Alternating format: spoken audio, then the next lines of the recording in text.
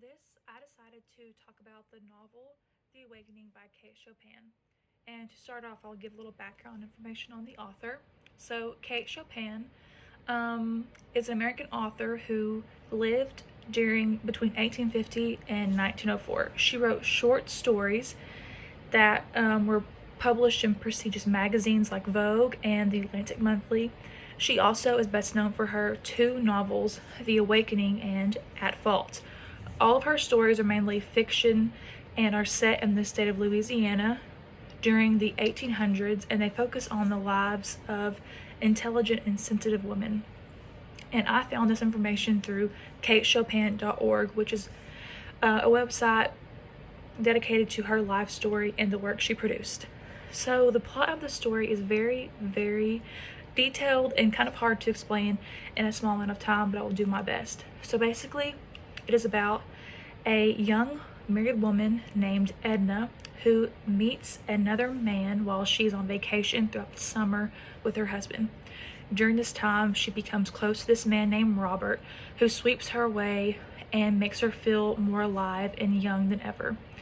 She claims that her husband doesn't pay her enough attention, is very busy and work-oriented. Even though he is kind and loves her, she just feels as if he's distant and doesn't give her the attention that she needs and desires.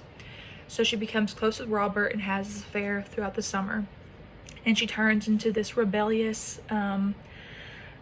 woman who is defiant to her husband and drops all of her responsibilities when they return home with their kids. It, of course, causes a rift between her and her husband because she becomes this defiant wife who, during this time period that was not acceptable and looked down upon, the 1800s was a time when, of course, women were expected to obey their husbands, couldn't have much say for themselves or any independence. And so she and her husband have this rift between them because of this. And she ends up having another affair with another man while at home, and just it goes downhill from there. So basically, how it ends is she just feels unloved, worthless, alone in her world in New Orleans, where she's from. So she goes back to the spot where she vacationed with her husband and where she first met the man that she fell in love with, and who brought her into this awakening where she turned into the better version of herself. And had so much independence and the things that she was seeking. So she goes back there, and the book says that she goes into the ocean and she swims far out and she lets the water take her over and she dies. She basically commits suicide. But the book allows you to decide if it was suicide due to loneliness, sadness, self-pity, or if it was a joyous and triumphant end that she chose to take because she just felt so free in the moment. And so that's what you decide, and that's the plot of the story.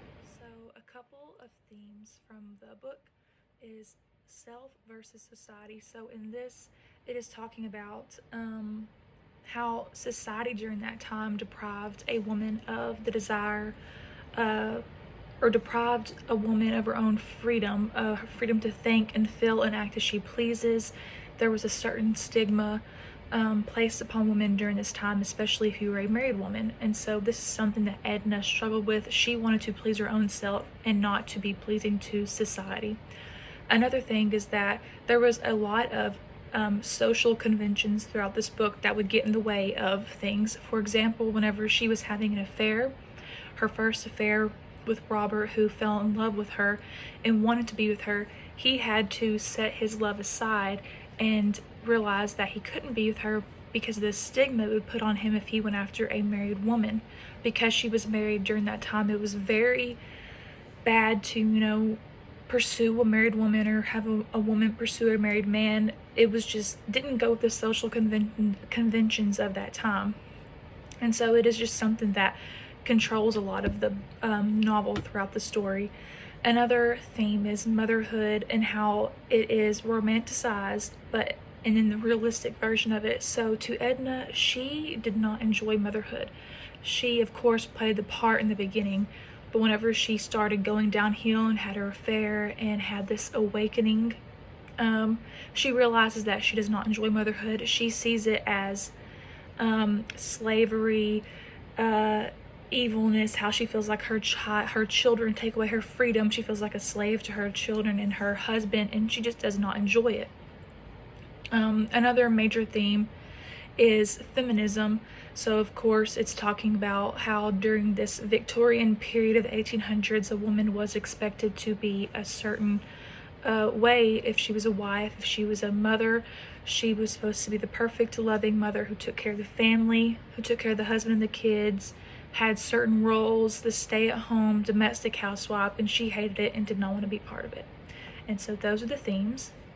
So next I will talk about how this piece has shaped culture. This book was released in 1800s, I believe the late 1800s, and at that time a woman had a certain stigma to uphold, like I was talking about earlier. This book definitely challenged the way culture was viewed, or the culture during that time, especially in New Orleans, the Victorian era of women. Like I said, women just were expected to behave a certain way. They were not allowed to be defiant. They were not allowed to really have a mind of their own, to speak for themselves, to express all of their creativity, their thoughts, and their imaginations. They really couldn't pursue the perfect, even though they might have had a way they viewed their life. They allowed themselves to just to fit the mold of another life, of the perfect life that they needed to be in order to be married and have kids. And so this piece definitely probably challenged culture at that time, and probably may have even made other women who read it during this time think, or have them realize that maybe they don't like the life they live. And even though I do not agree with the way Edna or the main character's actions, I can see how it may have influenced women to want to be more independent, or to think for themselves, just at least a little.